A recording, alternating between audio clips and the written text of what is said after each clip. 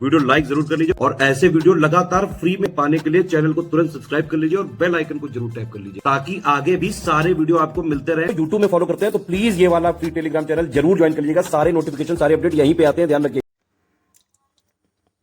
Hello friends, आपका स्वागत है आपके अपने परिवार सी सेट प्रिपरेशन पर। आज के इस क्लास में हम लोग यूपी पीसीएस सी सेट में आए हुए हिंदी और इंग्लिश के प्रश्नों को कवर करेंगे। तो चलिए स्टार्ट करते हैं अपनी क्लास को। देखिए, अगर आप यूपी पीसीएस की तैयारी कर रहे हैं तो हमारे टीम के application study for civil services को इंस्टॉल कीजिए, जहां पर पीसीएस 2024 के लिए बैचेस चल रहे हैं। आप उनको परचेज कीजिए और अपनी तैयारी को एक कदम आगे लेकर जाइए। चलिए फिर बढ़ते हैं अपनी क्लास की ओर। देखिए, सबसे पहले यहाँ पर देखिए, अगर आप हमारे टीम के पैड ग्रुप को परचेज करना चाहते हैं तो एप्लीकेशन इंस्टॉल करने के अतिरिक्त आप इन नंबर्स पे संपर्क कर सकते हैं। ये ज्ञान सर का व्हाट्सएप नंबर है, आप यहाँ से भी संपर्क करके जिस बैच को परचेज करना चाहते हैं कर सकते हैं। चलिए अब बढ़ते हैं अपने क्लास की ओर। देखिए, पहले स्लाइड पर यहाँ पर दिया है यथाशक्ति में कौन सा समास है। देखिए, यथाशक्ति में कौन सा समास होगा। अब अगर आप देखेंगे तो ये पहला वर्ड जो है आपका एक तरीके से अव्यय दिख रहा है ना। जब कभी भी अव्यय होता है तो अव्ययी भाव समास होता है। ऑप्शन नंबर सी इसका बिल्कुल सही होगा। इसके अतिरिक्त ना आप एक छोटा सा पॉइंट याद रखिएगा, अगर कोई भी शब्द अनु, बे, यथा, हर, प्रति, भर, इन सब शब्दों से शुरू होता है। जैसे मान लीजिए और भी शब्द आ हो गया है ना, इन सब शब्दों से बद हो गया।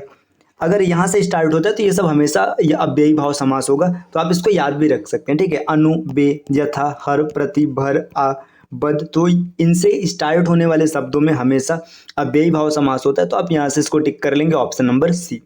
बढ़ते हैं अगले प्रश्न पर। देखिए, अगला प्रश्न यहाँ पर क्या दिया हुआ है। तो प्रश्न संख्या 2 यहाँ पर क्या पूछा जा रहा है इसमें। देखिए, निम्नलिखित में से काम के लिए कौन सा शब्द प्रयुक्त नहीं है। काम के लिए कौन सा शब्द प्रयुक्त नहीं किया जा सकता है, ये प्रश्न है। तो देखिए, काम की बात करेंगे तो काम का मतलब कामना होता है, सही है ना। कार्य होता है, ये भी सही है। काम का मतलब इच्छा होता है, ये भी सही है। तो 3 ऐसे वर्ड है जो काम के लिए प्रयोग किए जा सकते हैं। तो इसमें जो स्वभाव दिया है, स्वभाव काम का अर्थ नहीं होता है। ऑप्शन नंबर सी इसका बिल्कुल सही होगा। चलिए आते हैं अगले प्रश्न पर। अगला प्रश्न क्या है, जी जीविसा का अर्थ है। मतलब इसमें पूछा जा रहा है जी जीविसा का अर्थ क्या होगा। अगर जी जीविसा की बात करेंगे तो जी जीविसा का मतलब होता है जीने की इच्छा। तो जीने की इच्छा, ये इसका बिल्कुल सही ऑप्शन है, ठीक है। इसके अतिरिक्त जैसे जीतने की इच्छा अगर लिखा है तो जीतने की इच्छा को जिज्ञासा कहते हैं, इसको याद रखिएगा। परोपकार की इच्छा, इसके लिए मतलब कोई विशेष एक शब्द नहीं है। युद्ध की इच्छा को युयुत्सा कहते हैं। तो ये कुछ शब्द हैं जिनको आप आसानी से याद रख सकते हैं। चलिए क्वेश्चन नंबर 4 है, समवाय शब्द का अर्थ है। जो समवाय अर्थ होता है, समवाय का अर्थ होता है समूह, टोली, समुदाय, संगठन, ये सब चीज, ठीक है। तो देखिए, इसमें दिया है समवाय का अर्थ होगा समूह, ठीक। देखिए, समवयस्क ये नहीं है ना, समान वायु ये भी नहीं है, अच्छा समय ये भी नहीं है। तो समूह इसका बिल्कुल सही आंसर होगा, ऑप्शन नंबर ए। अब आते हैं अगले स्लाइड पर। देखिए, अगले स्लाइड पर क्या इंफॉर्मेशन दिया है। पुरुषवाची सर्वनामों के लिए के विषय में दिए गए निम्नलिखित कथनों में से कौन सा कथन सही नहीं है। देखिए, मतलब यहाँ पे सर्वनाम के बारे में आपको कुछ शब्द दिया गया, इसमें से पूछा जा रहा है कौन सा शब्द सही नहीं है। देखिए, वह का प्रयोग पुल्लिंग और स्त्रीलिंग दोनों में हो सकता है। देखिए, पुल्लिंग मतलब आप लड़के के स्थान पर भी वह यूज कर सकते हैं और लड़की के स्थान पर भी वह का प्रयोग किया जा सकता है, बिल्कुल सही है। जैसे मान लीजिए आपने बोला महेश किताब पढ़ रहा है, महेश की जगह आप वह लिख सकते हो, वह किताब पढ़ रहा है, बिल्कुल सही होगा। आपने बोला राधा गीत गा रही है, ठीक है। अब राधा की जगह आप वह भी बोल दीजिए, वह गीत गा रही है, बिल्कुल सही होगा। तो ये पहला ऑप्शन तो सही है, इसमें कोई गलत नहीं है ना। हमें उत्तम पुरुष कर्म कारक की बहुवचनीय रूप है, ठीक है। आपने पढ़ा होगा प्रथम पुरुष, मध्यम पुरुष, उत्तम पुरुष, है ना। तो जो हमें है, हमें क्या होता है, उत्तम पुरुष है, बिल्कुल सही है। देखिए, प्रथम पुरुष की बात करेंगे जैसे वह, यह, ये सब चीजें होती है। द्वितीय पुरुष में तुम होता है ना। उत्तम पुरुष में मैं और हम होता है। तो फिर ये हमें बिल्कुल सही है, दूसरा भी सही है। ऑप्शन नंबर तीसरे की बात करेंगे, संबंध कारक में मैं का सही रूप मेरे को होता है, ठीक है। देखिए, यहाँ को मैं का मेरे को नहीं होता है ना, ये गलत हो जाएगा। ऑप्शन नंबर तीसरा गलत हो जाएगा।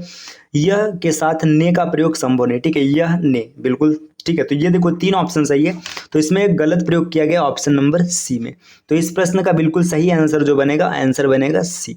चलिए अगला प्रश्न है। अगला प्रश्न क्या है, निम्नलिखित हिंदी वर्णों में से अयोगवाह कौन सा है। देखिए, अयोगवाह की बात करेंगे तो अंग और अह, ये अयोगवाह होते हैं। ऑप्शन नंबर 20 का बिल्कुल सही होगा। एकदम साधारण सा प्रश्न है। प्रश्न संख्या 7, निम्नलिखित वर्णों में कौन सा वर्ण मूर्धन्य नहीं है। देखिए, आपने ये ट्रिक भी याद किया होगा, KTMDO, है ना। के फार मतलब जो क वर्ग होता है, क वर्ग होते हैं कंठ, है ना, च वर्ग होता है तालु और ट वर्ग होता है मूर्धन्य, है ना। तो इसमें देख लीजिए कौन सा ट वर्ग से बाहर का है ना, जो ट वर्ग से बाहर होगा वही मूर्धन्य होगा। देखिए ट ठ ड, है ना, ये तीनों ट वर्ग के, तो इसका बिल्कुल सही ऑप्शन हो जाएगा ज जो है ये च वर्ग से आता है, और च वर्ग का उच्चारण स्थान तालब या तालु होता है, मूर्धन्य नहीं होता। 8 कन्नौज या 9 चूल्हे लोकोक्ति का अर्थ क्या होगा? देखिए 8 कन्नौज या 9 चूल्हे, इसका अर्थ होता है आवश्यकता से अधिक सामान का उपलब्ध होना। ऑप्शन नंबर इसमें देखेंगे तो पहला देखिए अधिक व्यक्ति होने से काम बिगड़ना नहीं होगा, है ना, अलगाव की स्थिति नहीं होगा, खराब खाना बनना ये भी नहीं हो जाएगा। देखिए आवश्यकता से अधिक सामान को होना, ठीक है। आप ऐसे भी देख सकते हैं यहाँ पे 8 कन्नौज है मतलब 8 लोग हैं और बाकी 9 चूल्हे, तो आवश्यकता से ज्यादा सामान है। आते हैं अगले स्लाइड पे। देखिए यहाँ पे एक पैसेज दिया है, 9 से 13 तक का जो क्वेश्चन है इस पैसेज के बेसिस पर बनेगा। तो चलिए हम लोग देख लेते हैं पैसेज। देखिए धर्म मनुष्य के भीतर निहित देवत्व का विकास करता है, ठीक है। यहाँ से देखिए पकड़ते हुए चलेगा, धर्म जो है मनुष्य के अंदर देवत्व का विकास करता है, ठीक। धर्म न तो पुस्तकों में है न ही धार्मिक सिद्धांतों में, मतलब धर्म न तो आपको पुस्तक में मिलेगा और न ही धार्मिक सिद्धांतों में मिलेगा। यह केवल अनुभूति में निवास करता है। अनुभूति मतलब आप महसूस करेंगे धर्म को, तब ये धर्म मिलेगा आपको। धर्म अंधविश्वास नहीं है, धर्म अलौकिकता में नहीं है, वह जीवन का अत्यंत स्वाभाविक तत्व है, मतलब जो धर्म है जीवन का अत्यंत स्वाभाविक तत्व है। मनुष्य में पूर्णता की इच्छा है, अनंत जीवन की कामना है, ज्ञान और आनंद प्राप्त करने की चाह है। पूर्णता ज्ञान और आनंद कि ये निचले स्तर पर नहीं है, मतलब ये बोला जा रहा है पूर्णता ज्ञान और आनंद निचले स्तर पर नहीं है, उनकी खोज जीवन के उच्च स्तर पर की जानी चाहिए। मतलब अगर आपको ज्ञान चाहिए, आनंद चाहिए, तो आपको जीवन के उच्च स्तर पर आना है। जहाँ ऊंचा स्तर आता है वहीं धर्म का आरंभ होता है। जीवन का स्तर जहाँ हीन है, इंद्रियों का आनंद वहीं अत्यंत प्रखर है। मतलब जहाँ पे जीवन का स्तर निचले स्तर पर है वहां पर इंद्रियों में आनंद है। देखिए धर्म मनुष्य में किसका विकास करता है? तो अभी अभी आपने देखा था, देखिए पहला लाइन ये धर्म मनुष्य के भीतर देवत्व का विकास करता है। ऑप्शन नंबर ए बिल्कुल सही हो जाएगा। चलिए अगले प्रश्न पर आते हैं, स्लाइड नंबर 6। देखिए इसमें क्या दिया है, धर्म कहाँ निवास करता है? तो आपने देखा था, पीछे पैसेज पढ़ा था, धर्म अनुभूति में निवास करता है, तो यहाँ पे हो जाएगा ऑप्शन नंबर सी। देखिए समाज राष्ट्र ये सब होगा नहीं। इंद्रियों का आनंद कहाँ प्रखर पर होता है? देखिए आपने अभी अभी पैसेज में देखा था, इंद्रियों का आनंद प्रखर पर वहां होता है जहां पर जीवन का स्तर निम्न होता है या हीन होता है। तो देखिएगा यहाँ पे क्या है, जहां अच्छाइयाँ हो वहां पर नहीं होगा, है ना। जहाँ जीवन का स्तर उच्च स्तर नहीं, मतलब जब जीवन उच्च स्तर पर नहीं, मतलब जीवन हीन स्तर पर है, वहीं पर इंद्रियों का आनंद सबसे ज्यादा है। तो ऑप्शन नंबर बी इसका बिल्कुल सही हो जाएगा। स्वर्ग नर्क ऐसा जिक्र पैसेज में कहीं किया ही नहीं है। जीवन के उच्च स्तर पर पहुंचने के लिए किन तत्वों की आवश्यकता होती है? मतलब जीवन के उच्च स्तर पर आने के लिए आपको क्या क्या चाहिए? पैसा, सुख, ये गलत हो जाएगा, है ना। प्रेम और सद्भाव की भावना, है ना, ये भी गलत हो जाएगा। पूर्णता ज्ञान और आनंद, है ना, पूर्णता ज्ञान और आनंद जहाँ होगा वहीं जीवन उच्च स्तर पर पहुंच पाएगा। Option number C. अगले क्वेश्चन पर आते हैं। देखिए उपर्युक्त गद्यांश का उचित शीर्षक क्या हो सकता है? देखिए आपसी सद्भाव का स्वरूप ऐसा कोई जिक्र नहीं है वहां पे, है ना। कर्म का स्वरूप ये भी नहीं है ना। सुख का स्वरूप ये भी नहीं है, धर्म का स्वरूप, क्योंकि पूरी बात धर्म को मिला करके की गई थी। तो इस प्रश्न का बिल्कुल सही आंसर हो जाएगा धर्म का स्वरूप। चलिए अगले स्लाइड पर आते हैं, स्लाइड नंबर 7। परिताप का अर्थ क्या है? देखिए परिताप का अर्थ होता है पीड़ा, है ना। पीड़ा हो गया, संताप हो गया, ये सब चीजें होती है। तो देखिए जलन, ये इसका पीड़ा से कोई लेना देना नहीं है ना। ज्वाला ये भी नहीं है ना। प्रमाण ये भी नहीं। तो परिताप का अर्थ हो जाएगा संताप। संताप का मतलब दुख, पीड़ा, ये सब चीज। कभी ना कभी में कौन सा क्रिया विशेषण है? देखिए क्रिया विशेषण की बात करेंगे तो क्रिया विशेषण वे शब्द होते हैं जो क्रिया की विशेषता बताते हैं, ठीक। तो देखिए कभी ना कभी, इसमें जो क्रिया विशेषण है यौगिक क्रिया विशेषण है। बाकी क्रिया विशेषण के क्लास में विस्तृत स्वरूप में इसका वर्णन किया जाएगा। निम्नलिखित में विवृत स्वर है। देखिए विवृत स्वर की बात करेंगे तो विवृत स्वर वो होता है जिसको बोलते समय जो होठ है वो गोलाकार हो जाए, ठीक है। तो इसमें देखिए आ, है ना, ओ, ये सब विवृत स्वर होते हैं। तो देख लीजिएगा इसमें कौन ऑप्शन दिया है। देखिए आ का जिक्र नहीं किया गया, इसमें ओ दिया है, तो ओ बिल्कुल सही हो जाएगा। आगे है निम्नलिखित वाक्यों में कौन सा वाक्य विरामादि चिन्ह की दृष्टि से शुद्ध है? मतलब कौन सा वाक्य विराम चिन्ह की दृष्टि से शुद्ध है? देखिए क्रोध यहाँ पे बिल्कुल सही है, चाहे जैसा भी हो। देखिए यहाँ पे पूर्ण विराम लग गया तो ये गलत हो जाएगा, ये पहला वाला गलत हो गया। आगे है क्रोध, यहाँ पे विस्मयादि बोधक चिन्ह है तो ये भी गलत हो गया, है ना। क्रोध चाहे जैसा भी हो मनुष्य को दुर्बल बनाता है, ये बिल्कुल सही दिख रहा है। बाकी आगे भी चेक कर लेते हैं। क्रोध यहीं पे पूर्ण विराम है तो ये भी गलत हो जाएगा। इसका ऑप्शन नंबर सी बिल्कुल सही है। चलिए आते हैं अगले प्रश्न पर, प्रश्न संख्या। देखिए यहाँ पर दिया है 18। जगत प्लस ईस बराबर जगदीश में कौन सा संधि है? देखिए ये जो पेपर में आपको क्वेश्चन दिख रहे हैं, यहाँ पे टाइपिंग की थोड़ी सी मिस्टेक है, यहाँ पे जगत में त में हलंत लगा होना चाहिए, तब ये जगदीश बनेगा। ठीक, अगर ऐसे लिख दिया जाए, अगर जगत प्लस ईस लिख दिया जाए, अगर ये वर्ड लिखा गया तब तो ये जगतेश बनेगा, है ना, जगतेश। ये आपका संधि मतलब ये स्वर संधि में चला जाएगा। ठीक है, बाकी यहाँ पे अगर यहाँ पे हलंत लगेगा तब ये बनेगा जगदीश, है ना, जगदीश बनेगा और ये होगा आपका व्यंजन संधि। तो यहाँ पे बिल्कुल सही ऑप्शन है, व्यंजन संधि होगा ऑप्शन नंबर सी, लेकिन यहाँ पे हलंत लगा होना चाहिए। जिस मूल शब्द में विकार होने से क्रिया बनती है उसे क्या कहते हैं? देखिए एकदम बेसिक सा हुआ है ना। तो धातु में मतलब क्या होता है, धातु से क्रिया बनता है। तो देखिए सर्वनाम विशेषण ये सब गलत हो जाएगा, धातु इसका बिल्कुल सही ऑप्शन है। मसृण शब्द का विलोम है। देखिए मसृण का मतलब होता है चिकना, है ना, मतलब चिकना है, स्मूथ है, वो मसृण होता है। तो इसमें इसका जो उल्टा हो जाएगा रुक्ष हो जाएगा, रूखा हुआ, ऑप्शन नंबर सी। चलिए अब आते हैं अपने अगले स्लाइड पर। नेक्स्ट देखिए नवा स्लाइड यहाँ पर देखिए। अब ये हिंदी के जो 20 क्वेश्चन थे ये पूरे के पूरे डन हो गए। अब हम लोग इंग्लिश के क्वेश्चन की ओर बढ़ते हैं। देखिए इंग्लिश में ना 21 से लेके 25 तक जो है ये पैसेज दिया है, आपको पैसेज पढ़ना है और इस पैसेज के बेसिस पर जो प्रश्न पूछे जाएंगे उनका उत्तर आपको देना है। लिखा भी है read the following passage carefully and answer the following questions that follows, है ना, आपको पैसेज पढ़ना है और उन प्रश्नों का उत्तर देना है जो फॉलो करता है। देखिए education is a device for helping a man to grow to his full stature, है ना। देखिए मतलब एक आदमी को पूरी तरीके से डेवलप करने के लिए जो डिवाइस हेल्प करता है वो कौन है? एजुकेशन है ना। आगे बढ़ते हैं। It enables him to realise his nature both mentally and spiritually and in that realisation to become all that he has in it him to be. ठीक है, मतलब ये उसको हेल्प करता है। तो देखिए कुल मिला जुला के अभी मैं पूरा पैसेज आपको बता रहा हूँ क्या करना है। देखिए जब कभी भी आपके सामने ऐसा पैसेज मिले तो आपको तुरंत स्कीमिंग करनी है। स्कीमिंग मतलब जल्दी जल्दी आपको देखना है सरसरी निगाह में कि किस चीज़ के बारे में बोला जा रहा है। ठीक, देखिए आगे देखेंगे जैसे it is to the child. अब ऐसे पूरा नहीं पढ़ना, ठीक है। देखिए जो मेन वर्ड है, चाइल्ड, व्हाट, परफेक्ट गार्डनिंग, है ना, यहाँ पे दिख रहा है गार्डनिंग के बारे में कुछ है, इज टू ट्री, है ना। कुल मिला जुला के स्कीमिंग का मतलब ये होता है कि आपको पूरा पैसेज ना ऐसे सरसरी निगाह में देख लेना है कि किसके बारे में बात किया जा रहा है। अगर आप स्कीमिंग सही से करेंगे तो 1 मिनट 15 सेकंड इतने के आसपास में ना आप आराम से पूरे पैसेज को क्लियर कर लेंगे, है ना, आप देख लेंगे। अब इसके बाद ना क्या होगा, अब आपको क्वेश्चन पर आना है। स्कीमिंग करिए फिर तुरंत क्वेश्चन पर आइए। देखिए education enables a man, education आदमी को क्या बनाता है? तो यहाँ पे देखिएगा education is a device for helping a man to grow to his full stature, है ना, मतलब एजुकेशन क्या करता है? देखिए यहाँ पे उसको डेवलप करता है। It enables him to realise his nature both mentally and spiritually. मतलब देखिए यहाँ पे एकदम डायरेक्ट क्वेश्चन है। ये क्या करता है? एजुकेशन इनेबल करता है टू रियलाइज, देखिए यहाँ पे लाइनिंग भी क्या क्या, ठीक है, to realise his nature both mentally and spiritually. तो ऑप्शन नंबर ए इसका बिल्कुल सही हो जाएगा। चलिए अगले पैसेज पर आते हैं। What an educated man is able to see in the world, है ना, मतलब एक जो एजुकेटेड मैन है वो इस संसार में क्या देखने में सक्षम है। जब आप इसकी स्कीमिंग करेंगे ना तो आपको चीज़ें थोड़ी सी समझ में आएगी। देखिए यहाँ पे अगर आप आगे बढ़ेंगे, देखिए टू अ मैन ट्रेंड, ठीक है, आगे बिकम्स लार्जर मोर। देखिए यहाँ पे लिखा है, देखिए to the man of trained faculties and developed tastes the world becomes literally a larger place, larger and the more exciting he is able to see. देखिए यहाँ पे वो क्या है, एबल है सी करने के लिए। मोर ब्यूटी, मोर वेराइटी, मोर स्कोप, है ना। तो ये चीज़ें देखिए यहाँ पे आपको साफ साफ दिख रहा है, मोर ब्यूटी, मोर वेराइटी, मोर स्कोप। तो ऑप्शन नंबर सी इसका बिल्कुल सही हो जाएगा।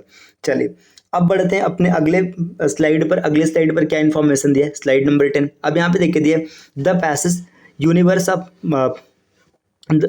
Of mystery and a teaser house of beauty means, है ना। तो इस पैसेज को पढ़ेंगे, इस पैसेज में इसका मीन मिलेगा। तो देख लेते हैं पैसेज में कि इसका मतलब क्या है। देखिए कहाँ गया, स्लाइड नंबर है ये 9, ठीक। देखिए अगर आप इसको देखेंगे तो यहाँ पे कहाँ मिल रहा है, देखिए द यूनिवर्स।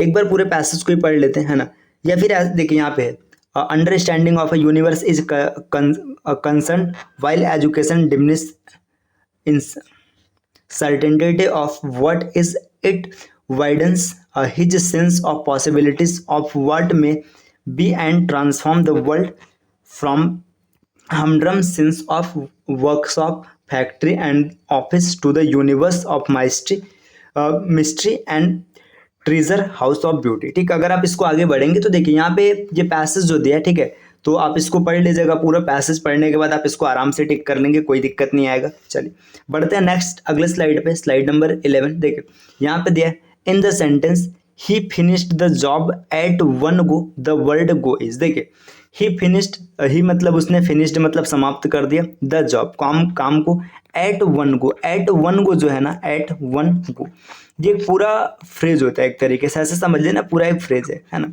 और इस फ्रेज का मतलब होता है एक झटके में या फिर एक ही बार में, ठीक है। अब देखिए उसने एक बार में अपना काम पूरा कर दिया, ठीक। तो यहाँ पे आप बोलेंगे तुरंत, एक झटके में, एक बार में, तो यहाँ पे ये पूरा ना नाउन का जिक्र करेगा।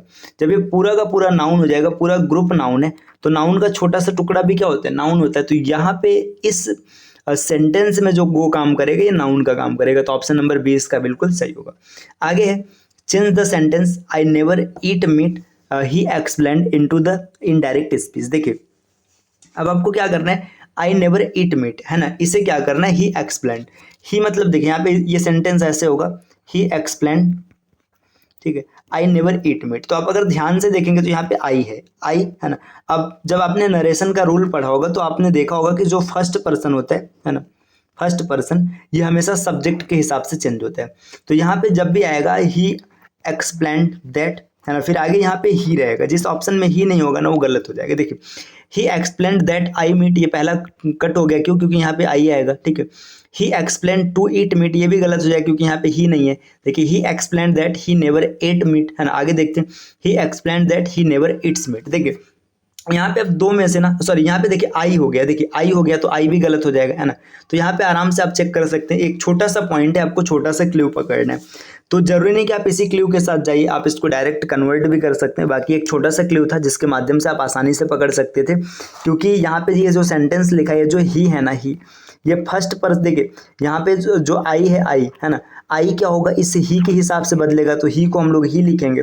तो he explain that he never ate meat, ये इसका बिल्कुल सही होगा, ऑप्शन नंबर सी।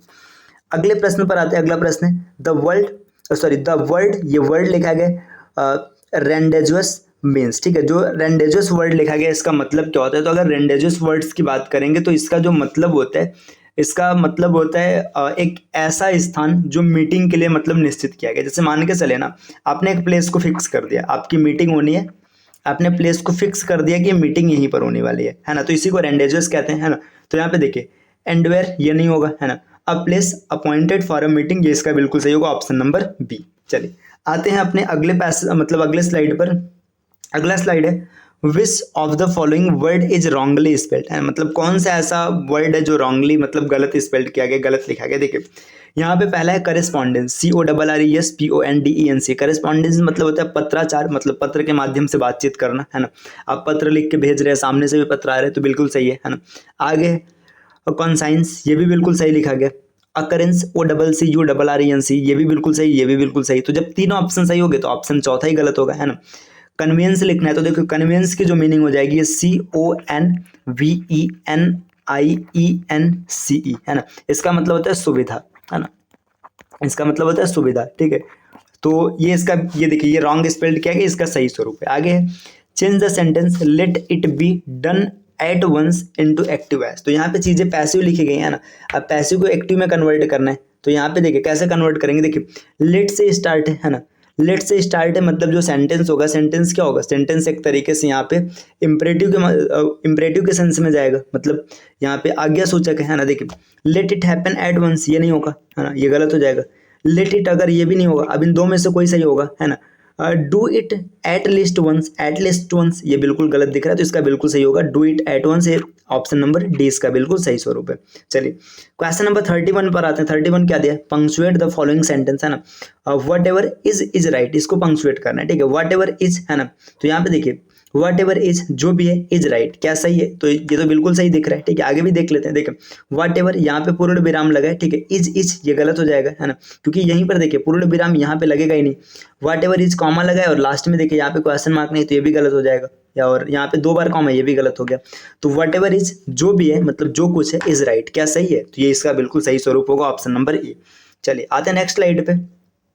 अगले स्लाइड पे choose the correct conjunction from the following options to complete the sentence. देखिए ही गॉट, उसे प्राप्त हुआ, उसे मिला, ही वाज इल, जबकि वह बीमार था। देखिए ही गॉट अंटिल का ये नेगेटिव होता है, ये तो होगा ही नहीं, है ना, बिकॉज क्योंकि कोई सेंस नहीं बन रहा, he got although he was ill, ठीक है, तो ऑप्शन नंबर सी बिल्कुल सही है। चलिए, और वाइट एलिफेंट, इसका मतलब क्या होता है, देखिए वाइट एलिफेंट का मतलब होता है वाइट एलिफेंट, इसका मतलब होता है ना बहुत ही महंगी चीज़, बहुत ही खर्चीला, है ना, तो जो बहुत चीज़ खर्चीला होता है मतलब इकोनॉमिकल पोजीशन के लिए सही नहीं होता है, उसी को वाइट एलिफेंट कहते हैं। तो रेयर ऑब्जेक्ट ये नहीं होगा, है ना, तो यहाँ पे दिए एन अनइकोनॉमिकल पोजीशन, मतलब वो ऐसा है ना कि आप उसको इकोनॉमिक तौर पे पोजेस नहीं कर सकते, उसको प्राप्त नहीं कर सकते, काफ़ी ज़्यादा महंगा है, ऑप्शन नंबर बी हो जाएगा।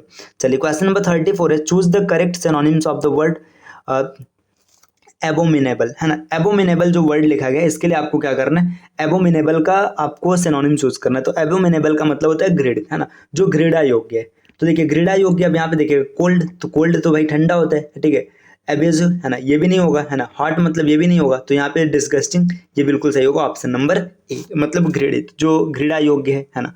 आगे बढ़ते हैं, देखिए question number 35, in the pipeline means, है ना, इन द पाइपलाइन का मतलब होता है कोई चीज पाइपलाइन में, मतलब कार्य प्रगति पर, है ना, तो ये देखिए कार्य प्रगति पर है, मतलब in the process of being developed, है ना, किसी चीज को डेवलप किया जा रहा है, किसी चीज को बनाया जा रहा है, तो ये हो जाएगा in the pipeline, option number ए बिल्कुल सही होगा। तो देखिए ये 35 क्वेश्चन है जो 2020 के पीसीएस के पेपर में आए, ठीक है, यूपी पीसीएस जो 2020 का पेपर हुआ उसका सी सेट का पेपर था। तो हम लोगों ने हिंदी और इंग्लिश के 35 क्वेश्चन को कवर कर लिया।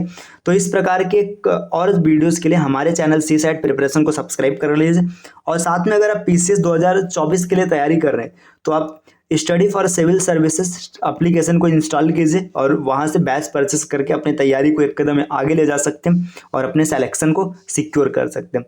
तो चलिए मिलते हैं अब नेक्स्ट वीडियो में कुछ नए इन्फॉर्मेशन के साथ, तब तक के लिए take care, bye bye and thank you.